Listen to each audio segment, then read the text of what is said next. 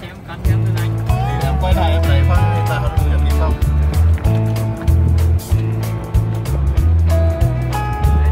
Con đẹp lắm, con đẹp. Đẹp hơn giờ em phải xe đây.